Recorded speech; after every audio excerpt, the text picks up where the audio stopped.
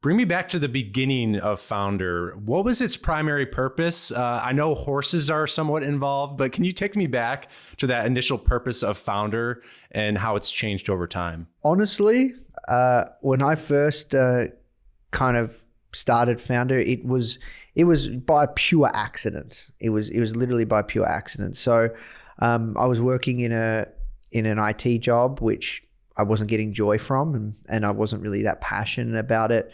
And I wanted to get a job in marketing. And so I kind of went down this pathway of, studying a master's of marketing and then wanting to kind of exercise my marketing skills.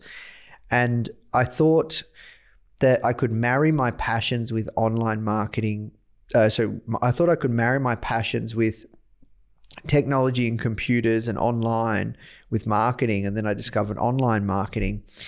And then I was looking to launch this magazine because I thought digital magazines were the future. This was 10 years ago. And I found this platform that allowed you to create your own digital magazine. And at first, I was going to create a magazine on horse racing with my housemate at the time. So my housemate, best friend, was actually now he's on TV every day as a horse racing presenter. So he's on TV every day. Back then he wasn't, but he just got a job at racing.com. And we were talking about doing this magazine together for fun, just literal passion project. And then he was going to be in charge of the content. Then I was going to be in charge of the creation of the magazine and the technology side of it, and then also the marketing and growing it. And that never ended up happening. So what happened was I was like, okay, well, I'm just going to launch this thing by myself. And it's actually unlike me to do anything by myself. I'm usually doing something and I enjoy the company of others. So I usually do something with somebody else.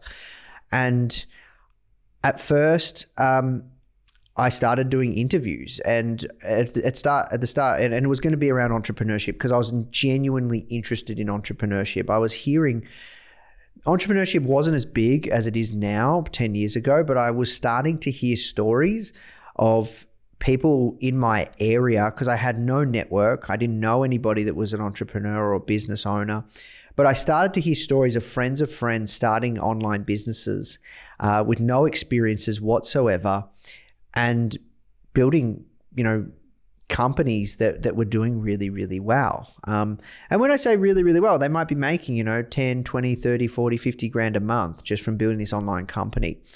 And I was really fascinated by that. And I started to listen to podcasts. Like I found Pat Flynn, who's a kind of an online guy. And I found Yarrow, who, and some of these people are now my friends, which is kind of cool. But I started to listen to these podcasts, and I started kind of developing a keen interest for what it takes to build a successful online business. And so I started to try and interview people. No one would get back to me. So I was going to create this magazine, and I called it Key to Success. And it took me ages to get it ready. So, our birthday is March 2013 because we launched on March 5th, 2013. But to create the magazine, I started working on it in 2012, like mid 2012. So it took like 8-9 months to just bring the first edition together because I had no idea what I was doing. I didn't know anything about publishing. I didn't know anything about apps. I didn't know anything about editorial or design. I didn't even know anything about entrepreneurship, which was an absolute joke. And I didn't think that it would be a massive company. Like all I thought was, hey, I want to create something really cool for fun. And I think so many times when people start businesses, they have these big grandiose dreams that I'm going to create $1 million business and I'm going to do this, and this. And it's funny, when I look back, and the purpose of Foundr, it was really, how do we interview successful entrepreneurs to share their stories around how they're building successful businesses and try to demystify how they're doing it. And that purpose, the heart and the essence of it within Foundr hasn't changed that much.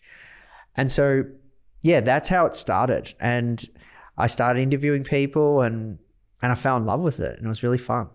Hey Foundr fam, we hope that you loved that clip. If you did, you can click through right here to watch the full interview. You don't want to miss this one. See you there.